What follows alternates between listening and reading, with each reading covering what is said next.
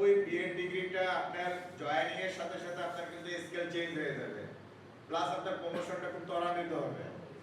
এটা আপনাকে মাথায় রাখতে হবে যে ক্যারিয়ারটা কোন দিকে আমি নিয়ে যাব।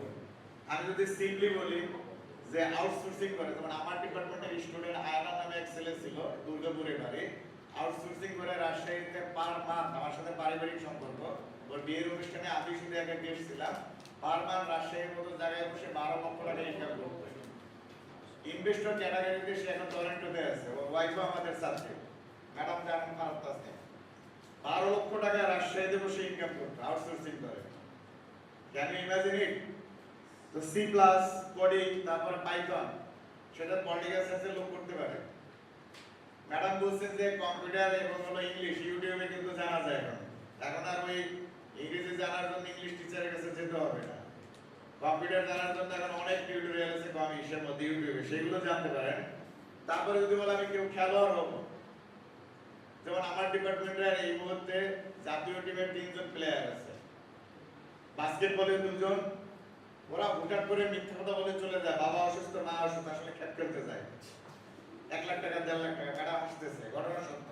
যেহেতু আমার আগে ম্যাডাম চেয়ারম্যান ছিলেন, এখন আমি চেয়ারম্যান, ফোন করে নাই ঘটনা কি পরে শুনে সে কি সেনাবাহিনীর টিম হয়ে খেলে আসছে 10 দিন, বলতেছে বাপ অসুস্থ মা অসুস্থ বোন অসুস্থ, এইসব কথা।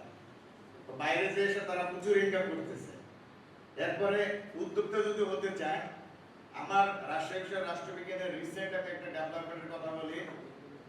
ওর একটা ফিচার আসছে 2006-07 সালে, ছাত্র ছিল রবিউল নাম, নওগাঁতে বাড়ি, তার এখন 200 গরু নিয়ে তার একটা বড় খামার, বেসরকারি স্কুলের শিক্ষক। রিসেন্ট রাজশাহীর একটা ওয়েব পেজে তার ঠিকানা আছে রাজশাহী বিশ্ববিদ্যালয়ের রাষ্ট্রবিজ্ঞান। তো তাকে আমি খুঁজে বের করলাম যে চেহারা পরিচিত, 200 গরু দিয়ে তার খামার। ইভেন রোকেয়া বিশ্ববিদ্যালয়ের ফার্স্ট ব্যাচের রাষ্ট্রবিজ্ঞানের মেয়ে গরুর খামারে চিটোয়াংয়ে যায় গরু নিয়ে বিক্রি করার জন্য, টেলিভিশন নিউজ আসছে। আবার আমরা ঢাকা ইউনিভার্সিটিকে ভাবি সুসাইডের ক্রিম, কিন্তু একটা এনটিআরসি এর পরীক্ষায় রোকেয়া বিশ্ববিদ্যালয়ের পলিটিক্যাল সায়েন্স কিন্তু ফার্স্ট হয়েছে, আমাদের ডিপার্টমেন্টের স্টুডেন্ট রাজশাহী ইউনিভার্সিটি সেকেন্ড হয়েছে।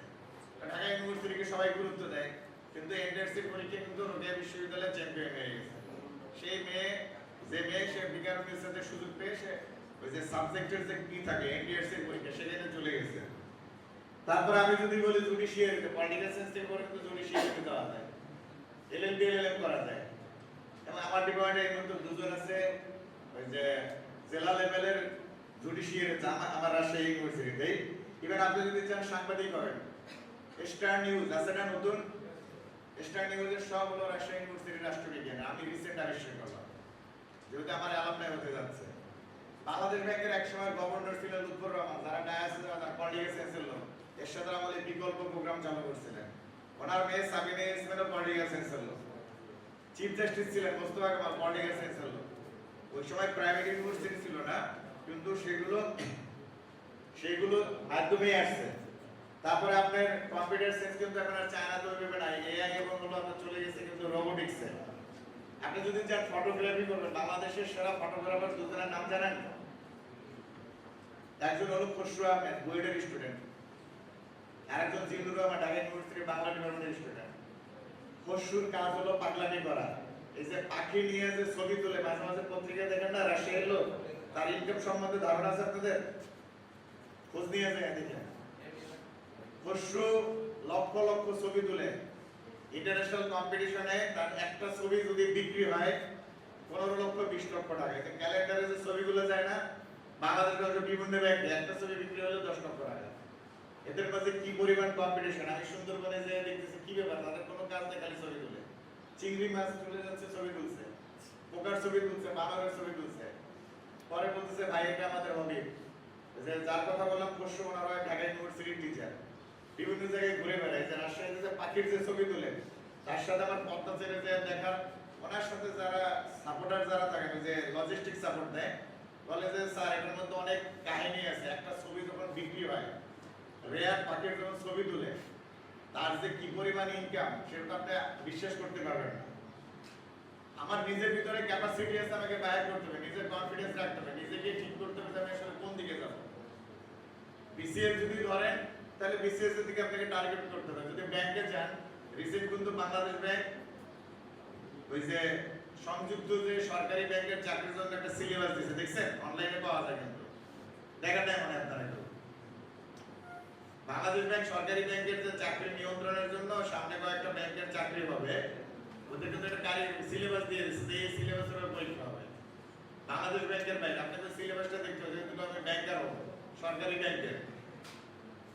যেমন পুলিশে যদি কেউ যেতে চান, বেসরকারি ব্যাংক ইউনিভার্সিটি থেকে অনেকেই পুলিশে যাচ্ছে, আপনাকে মাস্ট কম্পিউটার চালাতে জানতে হবে, আর ওই যে হাই জাম্প লং জাম্পগুলো জানতে হবে। রশি দিয়ে মানে এক জায়গা থেকে বানানোর মতো আরেক জায়গায় যেটা কি বলে রশিতে উঠে, সেইগুলো যখন আপনি জানতে যেতে পারবেন। যেমন ফায়ার সার্ভিসে মেয়েদেরকে কিন্তু আগে নিয়োগ দেওয়া হতো না, ফায়ার সার্ভিসে এখন মেয়েরাও যাচ্ছে। ফায়ার সার্ভিসে মেয়েদের ছেলেদের উভয়ে কিন্তু ওই যে মিরপুরের যে স্টেডিয়াম আছে সেখানে দৌড় দিতে হয়, ফিজিক্যাল ফিটনেস দেখে।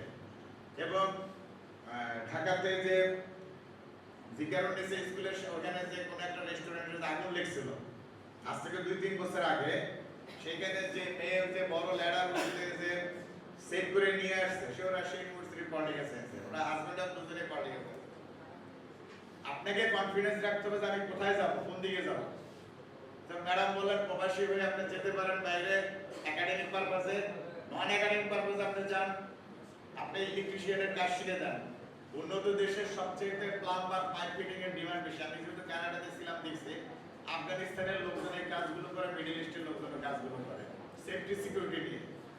আমরা তো চাই সবাই টেবিল জব, ডেস্ক জব। বাইরের দেশে কিন্তু এই জিনিসগুলো অতটা গুরুত্ব দেয় না। আপনাকে এটা খেয়াল দিবেন, আজকাল যে বাসের যে পেইন্টিং করে দেখছেন, ওটার মধ্যে কম্পিটিশন হয়, ওপেন কম্পিটিশন। কোন কোন যে সোহাগ পরিবহন আছে, তারপরে হলো সেন্ট মার্টিন পরিবহন আছে, এক একটা বাসে যদি আপনি পেইন্টিং করে দেন ডিজাইন নতুন 50,000 টাকা। শিক্ষিত লোকজনের কিন্তু এখন যাচ্ছে সেখানে। একটা বাসে আপনি পেইন্টিং করবেন এক সপ্তাহ 50,000 টাকা পেইন্টিং করবেন, ধারণা ছিল না মনে হয়, তাই না? আপনাকে জানতে হবে আপনার লেখাপড়ার পাশে ইভেন্ট রাজশাহী শহরের সবচেয়ে যে বড় ইভেন্ট ম্যানেজমেন্টের যে কাজ করে আদনান, এখানে প্রশাসক মহোদয় আসছিলেন, উনি ভালোভাবে চিনেন, সাউদার্ন ইউনিভার্সিটির স্টুডেন্ট। কালকে রাতে ওনার সাথে আমার আগামীকাল একটা আমাদের প্রোগ্রাম আছে, সেই প্রোগ্রামে ওনার সাথে বসলাম। আমি ভাবছি মনে হয় চারুকলা দিব, স্যার আমি সাউদার্ন ইউনিভার্সিটি। বাংলাদেশের আর্মিদের ম্যাক্সিমাম কাজ করে। এই যে রোববার থেকে যে পুলিশ সপ্তাহ শুরু হবে ঢাকায়, রাজশাহী থেকে টেন্ডার উনি বিড করে, উনি টেন্ডার পেয়েছেন, রাতে চলে গেছেন। ওনার মাথায় যে কি ক্রিয়েটিভিটি, আনবিলিভেবল, অন্যরকম তার টিম ওয়ার্ক। ইভেন্ট ম্যানেজমেন্টের এতটা সে কোথায় থেকে তার প্যাশনে ইভেন্ট ম্যানেজমেন্টের কাজ করা, এবং সব ক্যান্টনমেন্টের কাজগুলো উনি করেন। বাংলাদেশের সব ক্যান্টনমেন্ট কাজ, পুলিশেরও কাজ করতেছে। রাজশাহীতে যত ইভেন্ট ম্যানেজমেন্টের সেগুলো সব উনি কাজ করেন। তা আমার ধারণা যেটা বললাম, আসলে চারুকলা নয়। তারপরে আপনার আরেকটা কাজ করতে পারেন, যেমন আপনার ভলান্টিয়ারিং। বাইরের দেশে যেটা আছে, আমাদের দেশে নাই এই কালচারটা। ভলান্টিয়ারিং যখন করে বাইরের দেশে, লেখা থাকে ভলান্টিয়ার ওয়ান্টেড, নিড ভলান্টিয়ার। আপনি সিভি ড্রপ করবেন, আপনি সেখানে যাবেন, নিজের ইচ্ছায় কাজ করবেন একটা নির্দিষ্ট সময়, তারপর আপনাকে একটা সার্টিফিকেট দেবে। যখন কোথাও চাকরির জন্য যাবেন, আপনার ওই যে সার্টিফিকেট আপনাকে যে অ্যাকনলেজ করা হলো, রিকগনিশন করা হলো, সেটা বাংলাদেশে সেই কালচারটা ডেভেলপ করে না। প্লাস আমার সহকর্মী প্রফেসর তারাত তাসনিম বলে গেছেন ইন্টার্নশিপ, এটা আমাদের দেশে খুব জরুরি। ইন্টার্নশিপ যদি করা যায়, ভাইস চ্যান্সেলর মহোদয় এই বিশ্ববিদ্যালয়ের উনি খুব ডাইনামিক লোক। আমি ব্যক্তিগতভাবে বলবো যে আপনার বিশ্ববিদ্যালয়ের চেষ্টা করলে রাজশাহীতে যে প্রতিষ্ঠান আছে সরকারি বেসরকারি, তাদের সাথে যদি এমওইউ করে নিয়ে ইন্টার্নশিপের ব্যবস্থা করেন, তবে সেমিস্টার সিস্টেমে একটা প্রবলেম, নাম্বার অফ স্টুডেন্টস কমাতে হবে। এটা না কমাতে পারলে আবার প্রবলেম, ইন্টার্নশিপ চালু করতে গেলে সমস্যা আছে। তাহলে অতিরিক্ত স্টুডেন্ট ম্যানেজ তো করা যায় না, আবার সমস্যা, শিক্ষক সংখ্যা কম, আবার ওটা একটা নির্দিষ্ট সময় যেয়ে করতে হবে। ইন্টার্নশিপ করতে পারলে নিজেদের এক্সপেরিয়েন্স বাড়ে। যেমন এনজিওর কথা বললেন, মৌসুমী নামে নগা একটা লোকাল এনজিও আছে, টিএমএসএস রাজশাহী ইউনিভার্সিটির, সাতক্ষীরাতে উত্তরায়ণ এনজিও কিংবা ঠাকুরগাঁও ইউএসডি এনজিও, এগুলো কিন্তু খুব ভালোভাবে কাজ করতেছে, খুবই ভালো কাজ করছে। এবং ওই যে ফোর্থ সিটি ইউনিভার্সিটি যে বললাম, সেখানকার স্টুডেন্টরা কিন্তু ওরা প্রথমে এনজিওতে কাজ করে নিজেরা এনজিও অর্গানাইজ করছে। ইভেন রাষ্ট্রবিজ্ঞান থেকে পড়ে চার্টার্ড অ্যাকাউন্টেন্টও হয়ে গেছে। চাইলেই পারবেন, কনফিডেন্স রাখতে হবে আপনাকে, আপনি যেটা চান সেটা করতে পারবেন। তারপর আপনাকে সিদ্ধান্ত নিতে হবে আপনি কি করবেন। আমি যেমন রাজশাহী ইউনিভার্সিটির খুব ভালো একটা ডিপার্টমেন্টের নাম জানি, ইলেকট্রিশিয়ানের কাজ শিখে চলে গেছে কোরিয়াতে, তার বাবাও চলে গেছে, সে নিজেও চলে গেছে, তার কিন্তু সার্টিফিকেট আছে, তার কিন্তু একাডেমিক ডিগ্রি সার্টিফিকেট আছে। আপনি একাডেমিক ডিগ্রি সার্টিফিকেট অর্জন করেন, তার পাশাপাশি আপনার ক্যারিয়ার নিয়ে আপনাকে ভাবতে হবে। আর আপনি যদি চিন্তা করেন যে আমার ওই যে একটা ব্যালেন্স লাইফ যেটা বললেন, যে 24 ঘন্টার মধ্যে 12 ঘন্টা যদি ফেসবুকে থাকেন, অনলাইনে থাকেন, ড্রাগে থাকেন, তাহলে কিন্তু লাইফ পুরো শেষ। নির্দিষ্ট সময় থাকেন, একটা সুশৃঙ্খল জীবনযাপন করেন, এবং হলো একটা যেমন মিনিমাম 6 থেকে 8 ঘন্টা ঘুম, তাহলে আপনার তো ব্রেন কাজ করবে না। স্বাভাবিক সুস্থ জীবনযাপন করেন, সেটা যদি করেন, নীতি নৈতিকতা বজায় রাখেন, ক্যারেক্টার বজায় রাখেন, আর টার্গেট ওরিয়েন্টেড যদি আপনার লাইফ হয়, ডেফিনেটলি আপনি